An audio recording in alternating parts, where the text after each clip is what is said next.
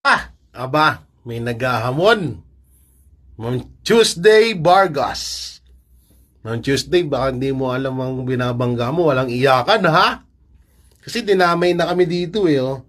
Nag-post kasi si Sir Jack sa mga study now, NPA later. So, may nasaktan. Sabi niya pa nga dito, itatag niya na daw sana si Sir Jack, kaso di daw siya pumapatol sa PWD.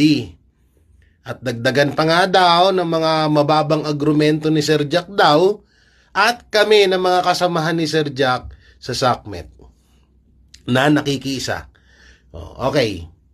Yung pagpatol sa PWD, so correct ka naman doon na hindi naman dapat patulan ng PWD, pero hindi nakakahiya ang mga PWD. Diyan ka nagkamali. Mas nakakahiya yung ginagawa mo, Ma'am Tuesday Vargas, kasi ipinagtatanggol mo yung mga NPA na meron naman talaga resibo. Ay ano ba to? Edited ba yan? O bakit mga nahuli ang mga yan? Saan galing yan sila? Di ba sa UP at sa mga ibang universidad? O ba't sila nahuli?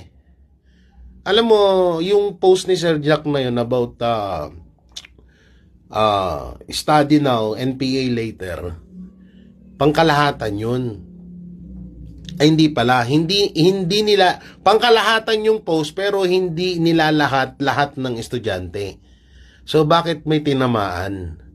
At yung sasabihin mo nga mababaw ang agrumento at isang lupon pa ng mga di nag-iisip, mga kasama ni Sir Jack. Sino ba kasama ni Sir Jack? Kami yun, Banateros Brothers.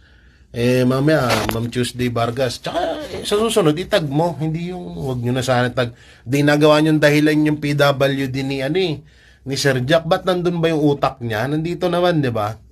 Di hamak na mas matalino pa nga ata sa'yo sa Tuesday Vargas si Sir Jack. Mas nakakahiya ka. Pinagtatanggol mo NPA. Anak ng timang ka naman talaga, oo. Ay, ngayon, dapat nga, Sir ba?